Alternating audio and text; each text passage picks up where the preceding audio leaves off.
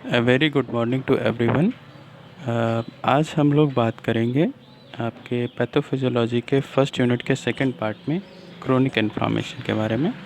इसके पहले हम लोगों ने इन्फ्लामेशन के बारे में पढ़ा, जिसमें हमने देखे थे कि दो तरह के इन्फ्लामेशन मेनली होते हैं, एक्यूट और क्रोनिक। एक्यूट इन्फ्लामेशन को जो शॉर्ट ड्यूरेशन पीरियड के लिए रहता है उसको हम एक्यूट इन्फ्लामेशन बोलते हैं, और वो इन्फ्लामेशन जो एक लॉन्गर ड्यूरेशन के लिए परसिस्ट कर जाता है उसको हम बोलते हैं क्रोनिक इन्फ्लामेशन।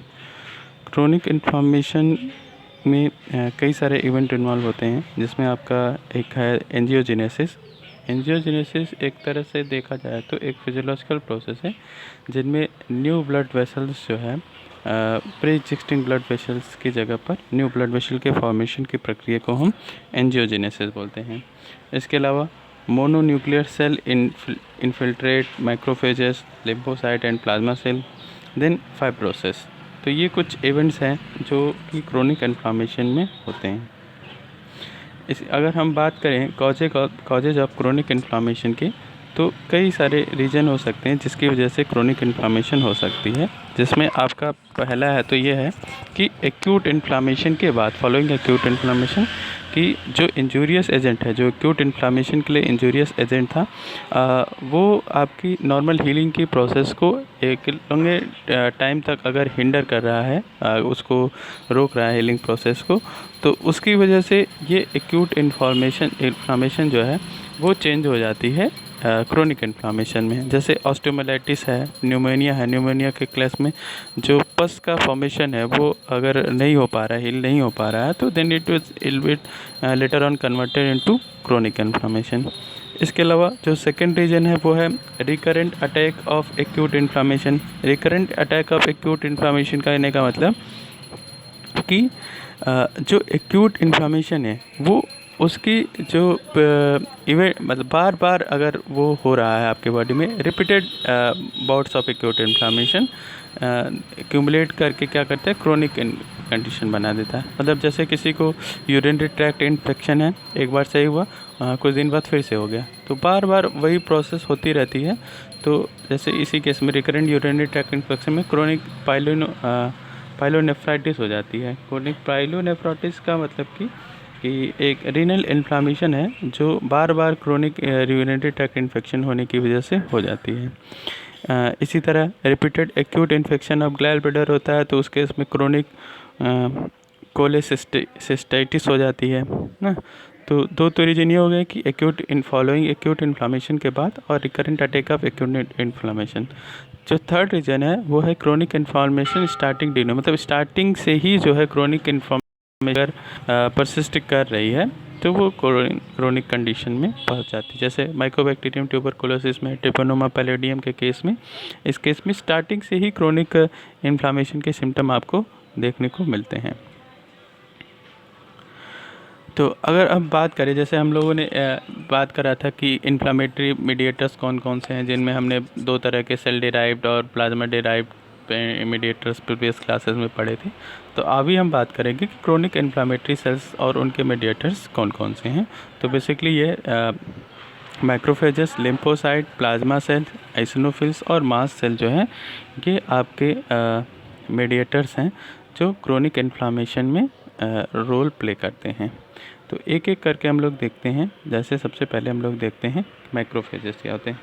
तो अगर मैक्रोफेजेस की बात करी जाए तो मैक्रोफेजेस बेसिकली एक तरह से स्पेशलाइज सेल होते हैं जो कि इन्वॉल्व होते हैं detection of phagocytosis and detection of bacterial and other harmful organs. मतलब कि स्पेशलाइज सेल है जो रिस्पॉन्सिबल है कि ये बैक्टीरिया को आइडेंटिफाई करता है, इन्फेक्शियस एजेंट को आइडेंटिफाई करता है, फिर उसको उसकी फाइगोसाइटोसिस कर करके उसको किल करता है।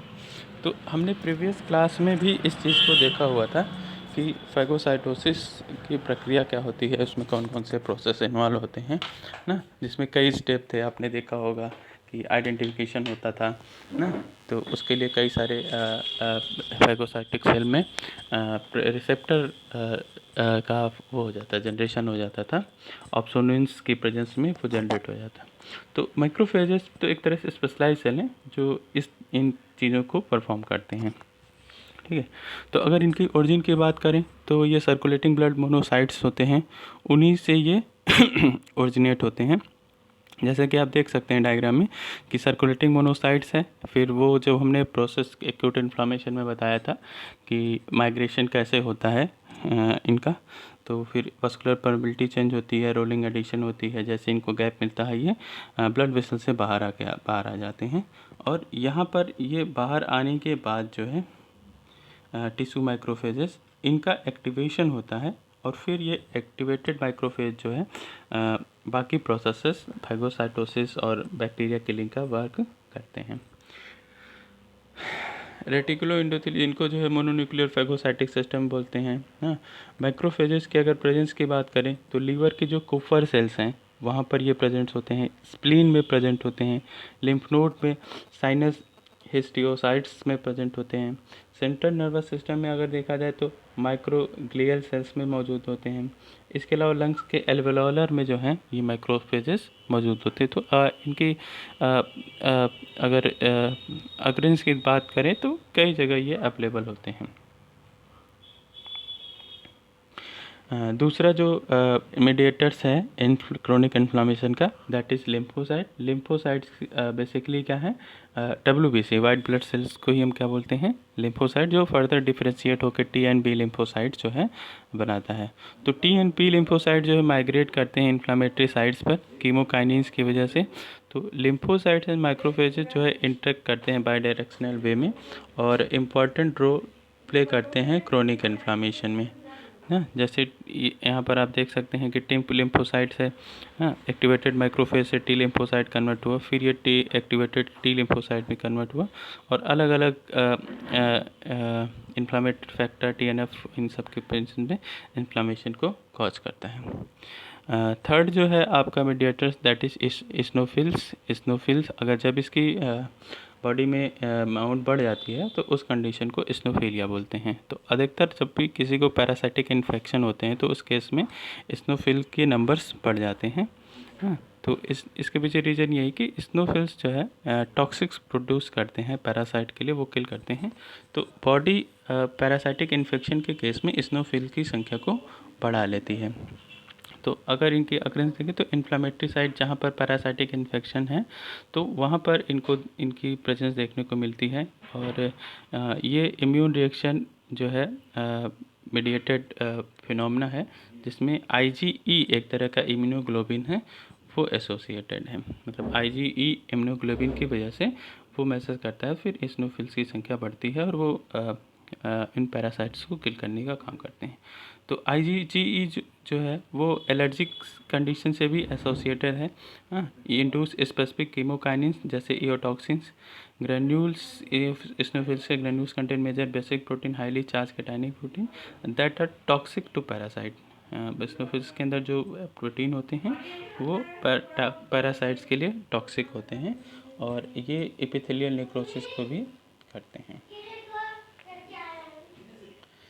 इसके अलावा जो नेक्स्ट जो है वो है मास्ट सेल है। मास्ट सेल जो है आपको मैंने पहले ही बताया कि ये सेल्स में मौजूद होते हैं कई तरह के, और इनमें हिस्टामिन और सीरोटोनिन जो है वो प्रेजेंट रहता है।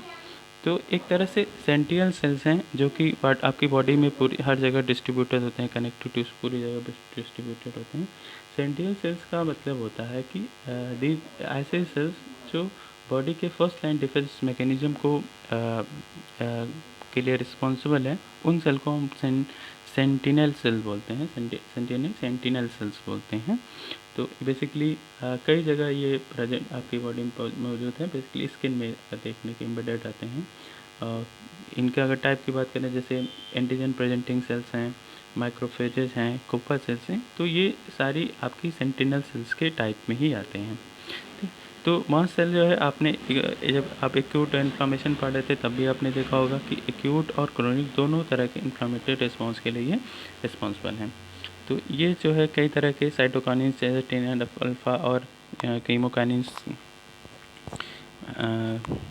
की प्रेजेंस में एक्टिवेट होते हैं। एटोप्टिक इंडिविजुअल्स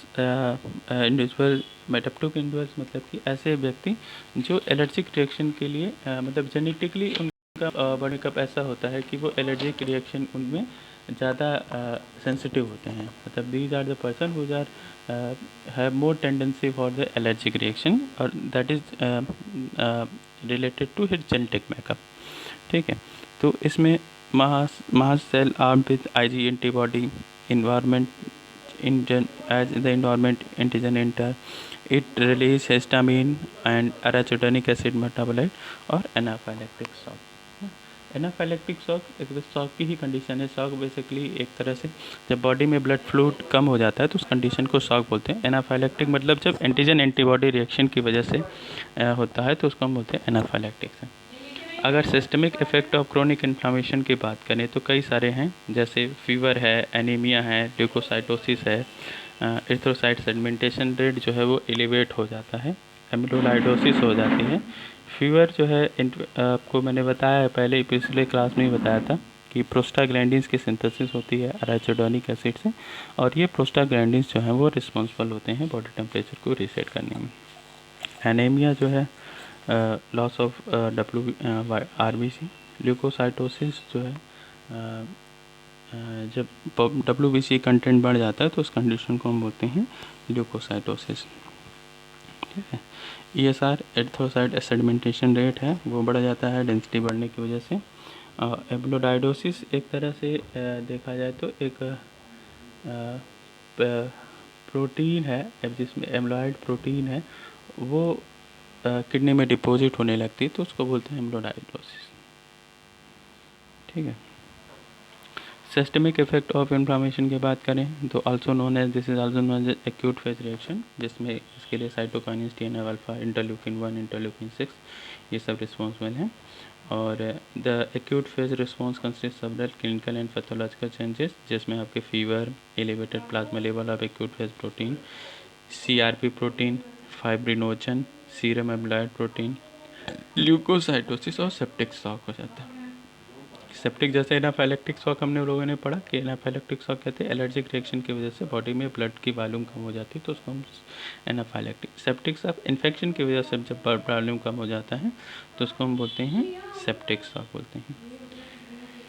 फीवर जैसा कि मैंने बताया है कि प्रोस्टाग्लैंडिन्स की वजह होता है, स्पेशली जब इन्फेक्शन होता है तो उस केस में फीवर एक सिम्टम के रूप में आ जाता है।